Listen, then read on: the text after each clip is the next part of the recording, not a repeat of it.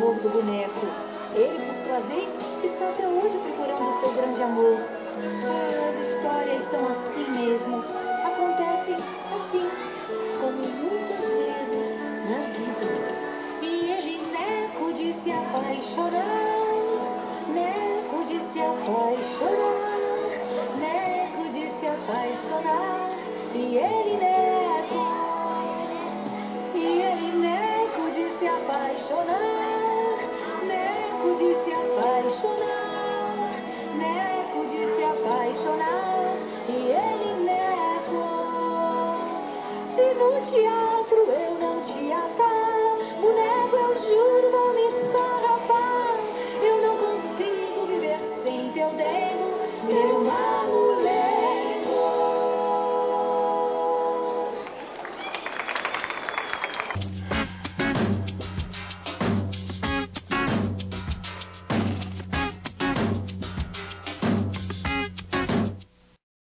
Olá! Romances, contos de fada, lendas, ação, terror, informativos, didáticos. Escolha a sua viagem pelo mundo da leitura. Hoje, o Caderno Educação comemora os 25 anos da Feira do Livro de Brasília.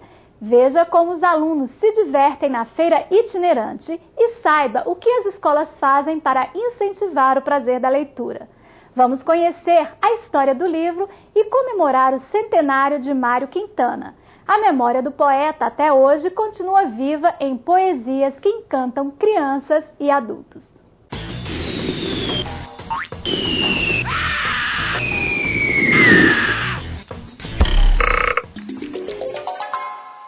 É uma poesia que toca o coração de jovens, adultos, crianças. Ele fala de sentimento, de realidade, de poesia. Para mim, Mário Quintana é um dos poetas brasileiros que não deve faltar à estante de nenhum leitor. Um escritor brasileiro que auxilia muito na formação dos autores, que pode ser muito usado para as crianças e tudo. Inclusive ele dizia que os livros de poesia deviam ter muito espaço em branco para as crianças desenhar nesses espaços em brancos. A poesia dele é genial, é uma poesia que entra diretamente na alma da gente e faz a gente transcender. Eu sou suspeita para falar, mas eu amo Mário Quintana, literalmente eu amo. A Feira do Livro completa bodas de prata. Para comemorar os 25 anos, os organizadores prepararam uma programação especial que inclui lançamentos de livros, palestras, oficinas e feira itinerante. Livros de todos os preços, livros para todos os gostos e para todas as idades. É assim a 25ª edição da Feira do Livro de Brasília, realizada no Pátio Brasil Shopping. Nos corredores, alunos, professores e leitores aproveitam para conhecer os lançamentos de cada editora. Curiosos, eles se maravilham com títulos e mais títulos, numa verdadeira sopa de letras. 25 anos de Feira do Livro, 25 anos semelhando o saber, semeando a cultura. Para nós, no Distrito Federal, a Secretaria de Educação é um momento extremamente importante, onde nossa criança, o nosso jovem, tem a oportunidade de saber, de buscar, de escolher o seu livro. Na solenidade de abertura da feira, representantes do governo do Distrito Federal e da Câmara do Livro de Brasília dividem o espaço com alunos da rede pública, que declamam versos para a plateia. O premiado escritor Lourenço Casarré apresenta o livro Memória, que conta os 25 anos da feira. A história da Feira do Livro também ganhou uma versão na literatura de cordel. Quando a governadora do Distrito Federal, Maria de Lourdes Abadia, descerra a faixa inaugural, a agitação nas estandes começa. Enquanto algumas crianças preferem os jogos pedagógicos e demais brinquedos espalhados nas livrarias, outras vão direto aos livros de contos de fada. Cheguei no castelo! No tradicional espaço da Secretaria de Educação do Distrito Federal, representantes de todas as regionais de ensino se revezam. A cada dia da feira, um grupo de escolas mostra ao público as boas experiências pedagógicas que acontecem na rede pública. O mundo encantado dos livros ganha vida nos personagens reproduzidos nas artes plásticas, no teatro e na dança. A exposição do corredor ecológico chama a atenção de quem passa por ali. O corredor ecológico é um trabalho da Sala de Recursos do CF8 de Sobradinho e ele dá enfoque ao trabalho ecológico, à preservação das nascentes de Sobradinho, né, dos parques, chamando a sensibilização dos nossos alunos para essa qualidade de vida que nós estamos perdendo. A Feira do Livro é uma oportunidade para os leitores terem um contato direto com os autores de Brasília, para os pais ensinarem aos filhos o saudável hábito de leitura e para comprar aquele livro que há muito tempo a gente procurava. Quem não pode comprar o livro, leva um brinde para casa.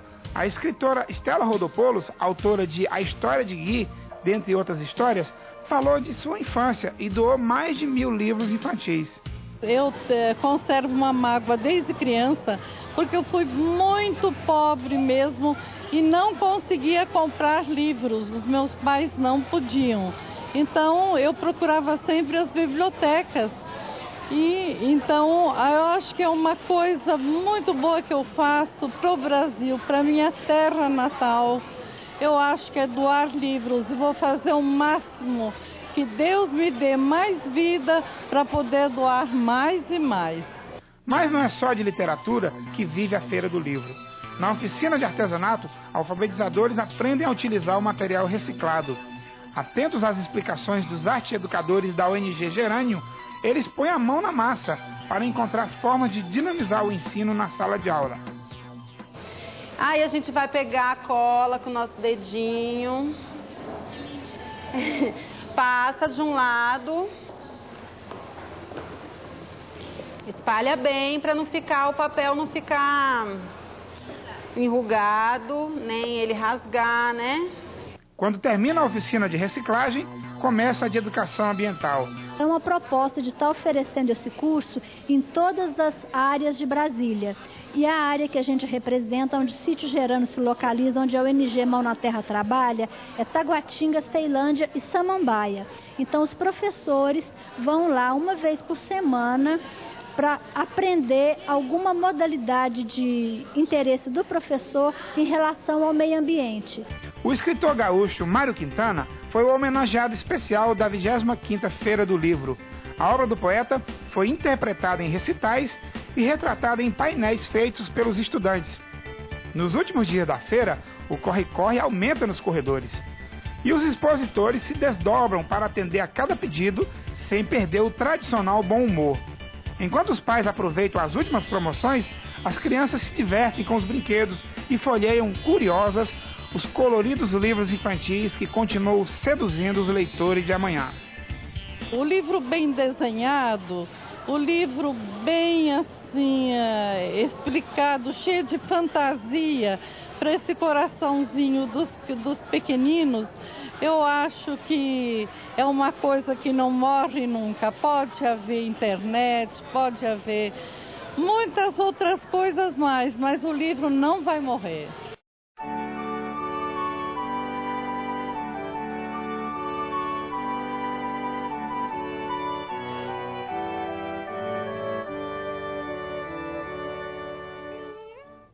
O que você é capaz de fazer por amor e por seu time de futebol? Nossa dica de cinema traz uma divertida história sobre as paixões do brasileiro.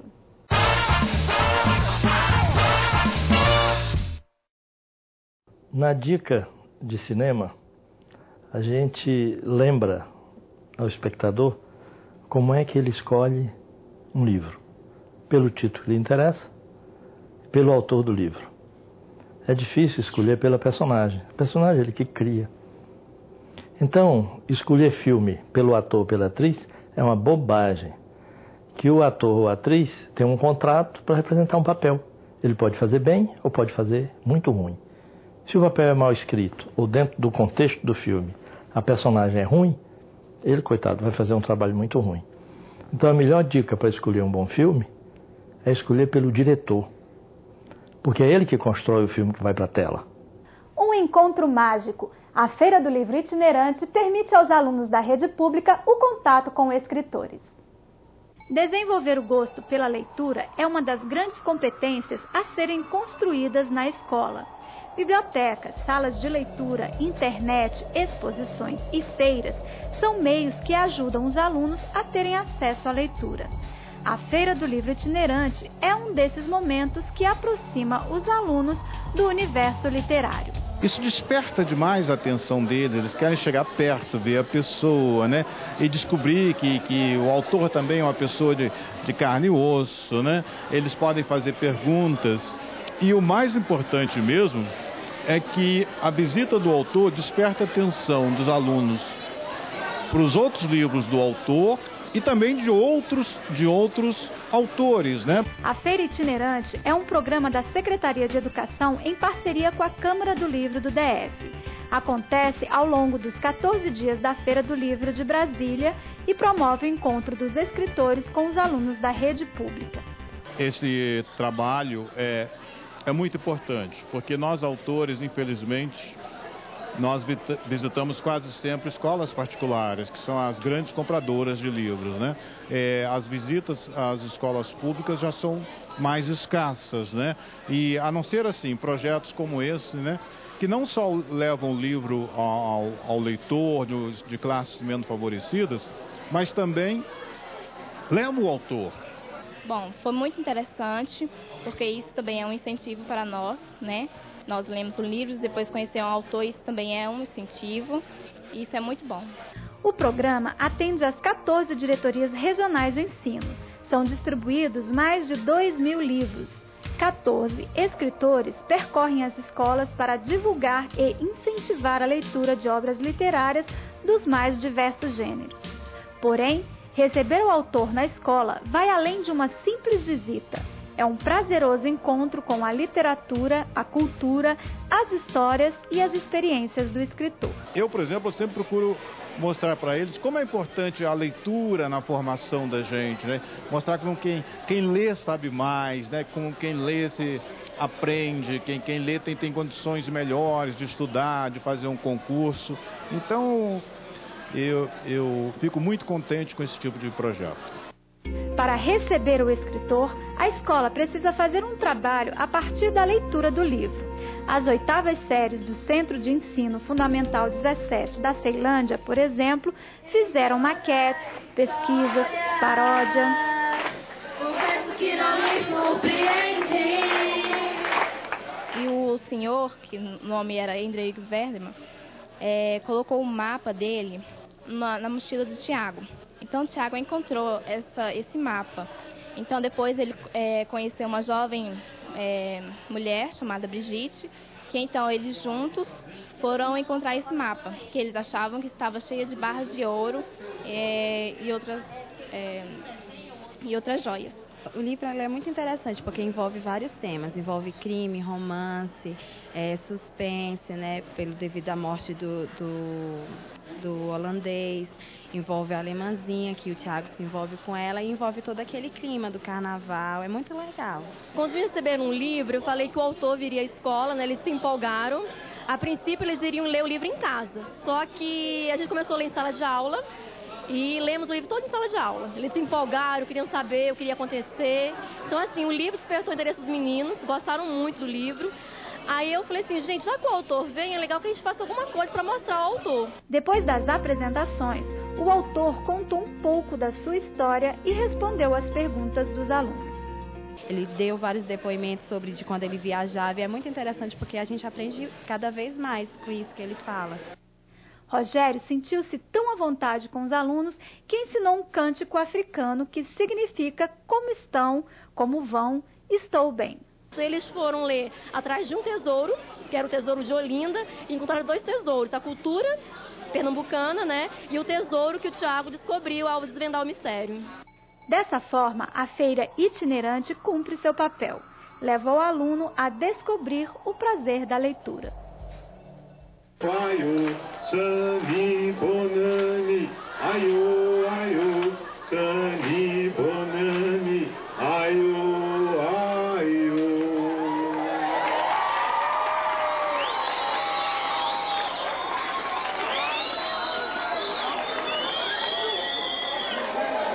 Para informações sobre as próximas feiras itinerantes, consulte o Núcleo de Biblioteca e Livro Didático pelo telefone 3901-4354. No Brasil, um país de poucos leitores, o que fazer para aumentar o interesse pelos livros e estimular o prazer da leitura? Ler não é uma tarefa fácil.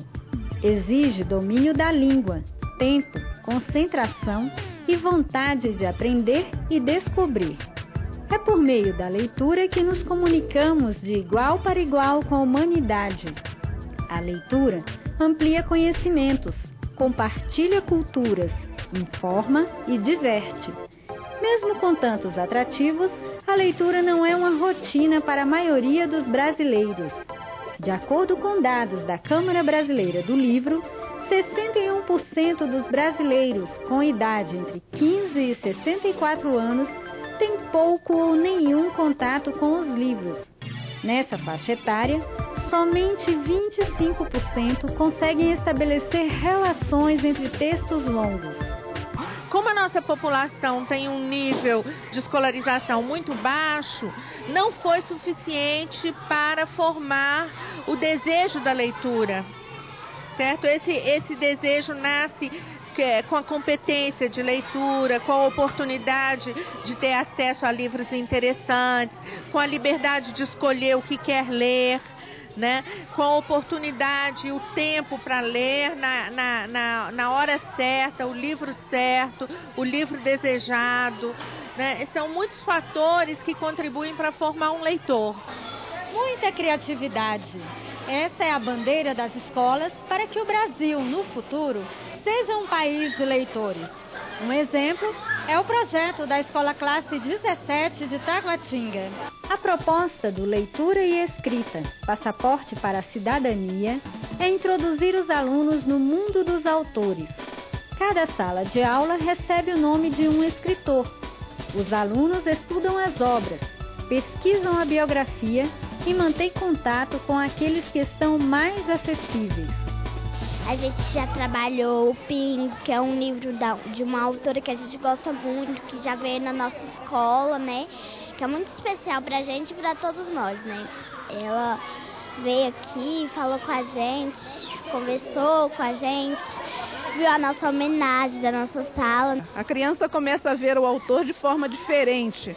Talvez que muitos não tenham tido essa oportunidade, né, de ver o escritor como uma pessoa normal, a profissão dele, que ele gosta de ler, de escrever, de construir essas histórias, e a criança começa a ver que ele também pode escrever. Nós já tivemos crianças, eu quero ser escritor, então a gente acredita nesse estímulo, nessa convivência. Assim. O gosto das crianças pela leitura se reflete no resultado dos trabalhos e pesquisas.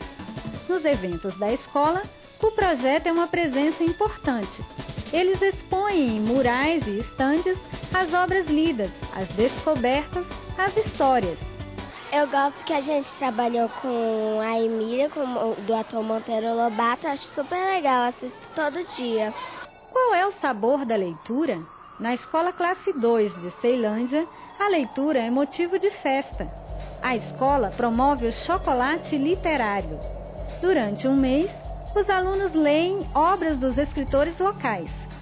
Todo o aprendizado sobre os autores, as personagens e as histórias são interpretados artisticamente, em forma de música, dança, poesias e teatro. O chocolate literário é uma reunião de autores e autoras que trazem os seus livros para a gente entender e ler eles. E a gente mostra eles fazendo teatro, dança. Você vê que eles estão assim participando muito. A equipe de professores também se envolveu bastante, toda a equipe da direção, porque nós acreditamos que esse projeto, na proposta pedagógica da escola, desenvolveu o gosto e incentivo dos alunos pela leitura e que a gente considera muito importante para o desenvolvimento deles, né? Emocional, intelectual, em todos os aspectos. No evento, os autores das obras estudadas são convidados de honra. Lucília Garcês, Liduína Bartolo, Mariana Lima, Leila de Castro. A própria escola tem um escritor. O professor Francisco de Assis já tem várias obras publicadas e é um dos incentivadores do projeto na escola. O trabalho com a leitura envolve todas as áreas do conhecimento. Para divulgar o chocolate literário, um personagem é escolhido como mascote. Dessa vez foi a Gotinha, personagem do livro A Gotinha Azul, do professor Francisco de Assis. E ela aparece feliz na coreografia feita em sua homenagem. Eu gostei que a Gotinha, ela conheceu o gelo. Aí eu também gostei que a Gotinha, ela conheceu esqueci o nome, o jardim. Aí ela só ficou brincando com os negócios lá, com as plantas. Eu acho que é uma iniciativa fundamental, entendeu? A escola tornar a leitura uma coisa viva. Quer dizer, não só as crianças experimentar a leitura do livro, como elas vão ter a oportunidade de conversar com os autores, e elas tiveram a oportunidade também de fazer desenhos, de fazer outras coisas a respeito do livro que leram. Então é isso que valoriza realmente a leitura e que torna a leitura uma experiência gratificante para as crianças.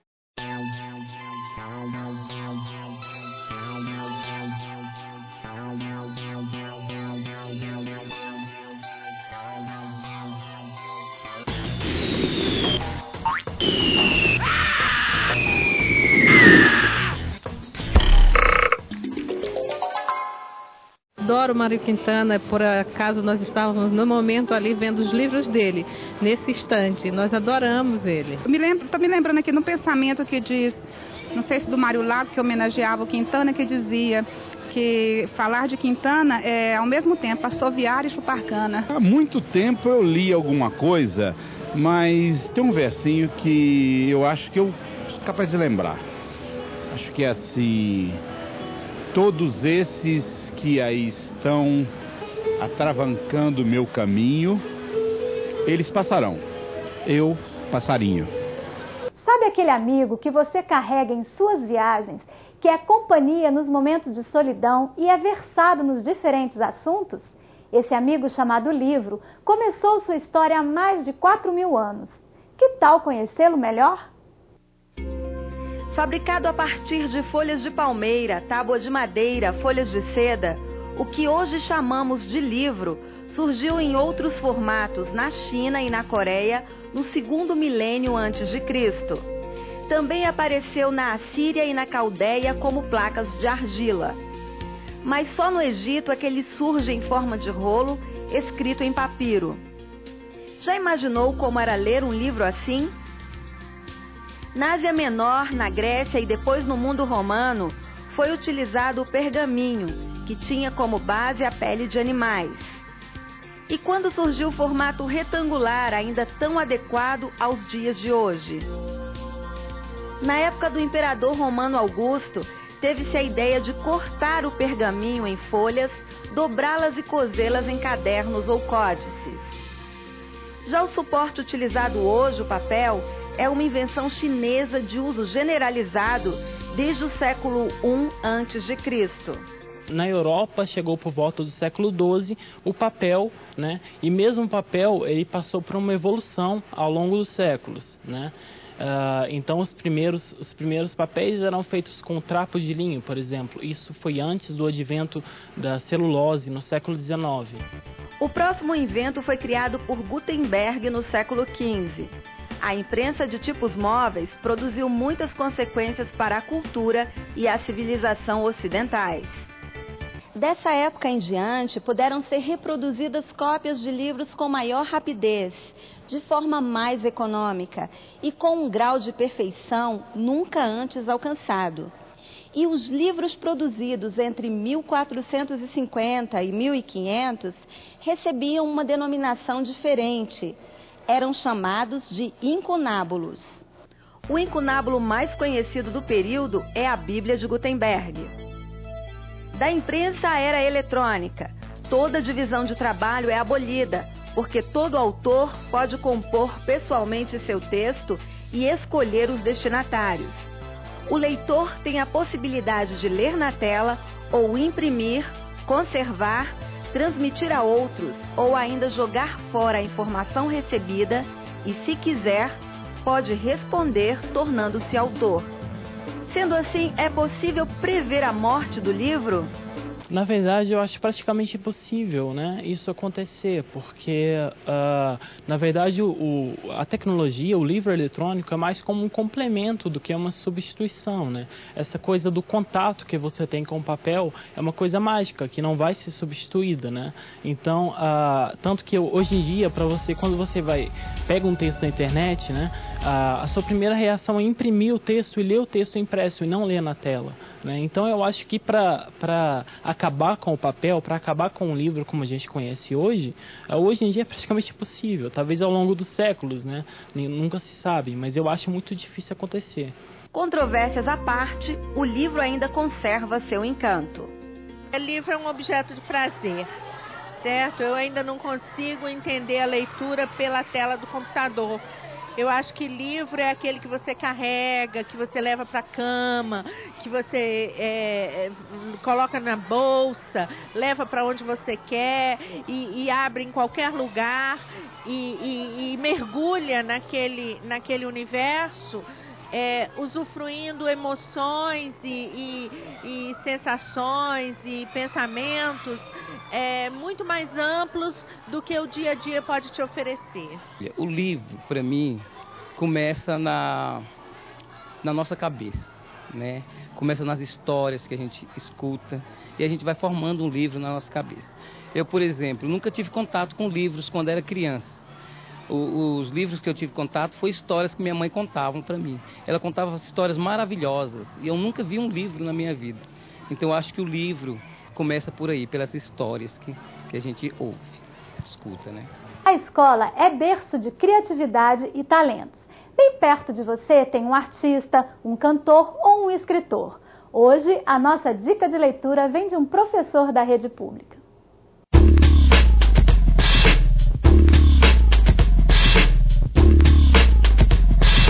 Eu estou trazendo para vocês uma dica de leitura que é o livro Lenda. É um livro que fala do nosso folclore, né? Fala do nosso índio. É um livro escrito assim, sobre a natureza, sobre o desmatamento, sobre a poluição, envolvendo os personagens do nosso folclore, como o Saci, como o Curupira, a Mula Sem Cabeça, a Fada, a Bruxa, o Boitatá, o Boto e outros personagens.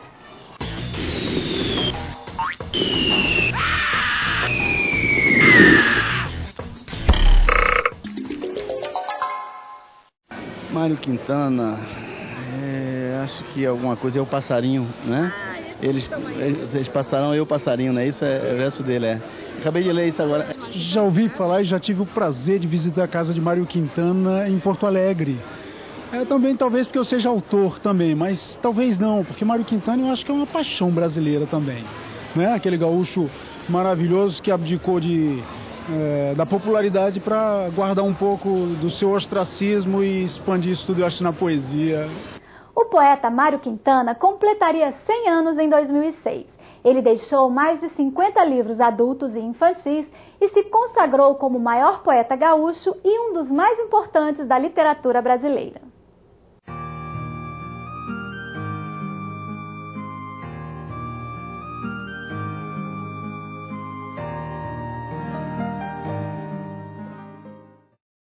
O poeta é aquele que disse o que todos podiam dizer, mas não disseram. Mário Quintana, poeta com alma de menino, tinha a rara capacidade de ver nas coisas simples do cotidiano a beleza pueril e intensa da vida. Essas pequenas coisas que nos parecem invisíveis eram detectadas por seu olhar sensível de poeta. E como isso o encantava! Então, como num passe de mágica, transformava o que seus olhos viam em pura poesia. Mário Quintana nasceu em 30 de julho de 1906 em Alegrete. Na noite fria, com o minuano soprando gelado, esse guri viu o mundo pela primeira vez. Antes do previsto, é verdade, o que lhe valeu o rótulo de apressado. E, segundo ele, achava-se incompleto por ser prematuro. Essa minha teimosia de viver vem também de que eu nasci em pleno inverno, fazia 1 grau abaixo de zero lá em Alegrete. E eu nasci pelado, como todo mundo, de maneira que já fiquei, né, tá? Aguentei aquele frio todo, não é? O menino cresceu driblando algumas doenças e, segundo ele próprio, era um menino azul, por ser tão branquinho que era possível ver-se as veias sob sua pele. Aos 13 anos, foi mandado para o Colégio Militar de Porto Alegre, onde não se adaptou por ser introvertido e até indisciplinado. Mas lá produziu seus primeiros textos, que eram fugas intimistas sobre assuntos que não podiam ser compartilhados com os outros, como um pôr do sol ou qualquer visão simples do cotidiano. Era o poeta dentro de si que emergia com toda a força. Saindo do colégio militar, voltou para Alegrete, onde foi trabalhar na farmácia do pai como prático. Costumava dizer que essa experiência lhe deu uma noção da precisão, da medida, que no futuro utilizaria com as palavras em sua linguagem poética. Na verdade, não era um farmacêutico que lidava com a precisão e a síntese, mas já era o poeta que trabalhava com frascos e dosagens e em tudo via a beleza invisível da poesia. Num curto intervalo de tempo, cerca de 1 ano, perdeu o pai e a mãe, e foi um período um pouco triste. Mais tarde, de volta a Porto Alegre, trabalhou na Livraria do Globo. Posteriormente, foi para o Correio do Povo, jornal de grande circulação em Porto Alegre. E esse foi o ambiente de trabalho de Quintana por muitos anos. Lá escreveu o Caderno H e conviveu com muitos jornalistas que conheceram sua obra e seu jeito peculiar de ser. Foi também um brilhante tradutor de muitas obras. A vida de Quintana caracterizou-se por ser solitária e despojada, de uma simplicidade quase franciscana. Vivia em quartos de hotéis e seu mundo particular era inviolável.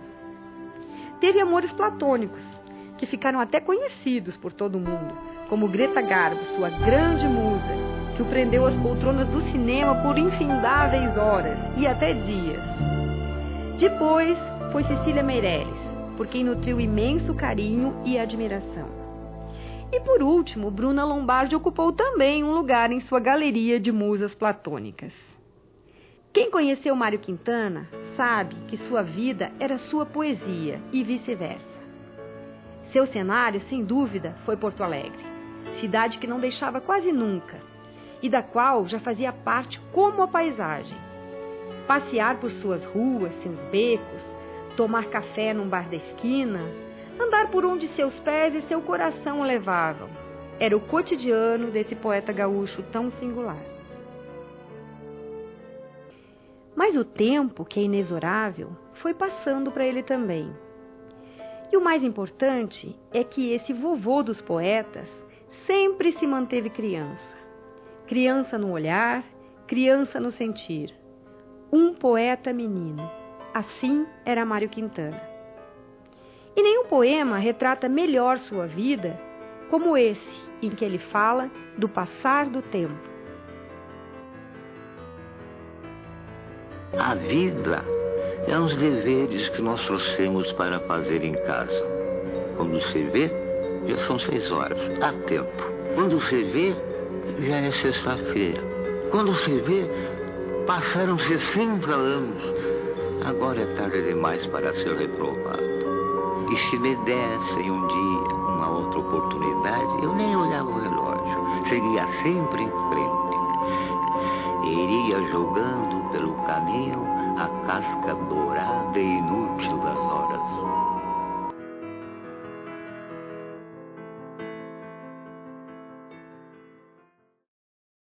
O escritor Jonas Ribeiro, no livro Colcha de Leituras, diz: a realidade interna de quem lê não tem limites.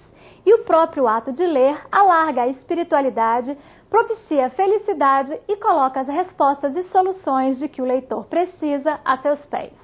O Caderno Educação fica por aqui. Você pode dar sua sugestão pelo telefone 3901-6800 ou pelo e-mail canal.educação@se.df.gov.br. Tchau e até o próximo programa.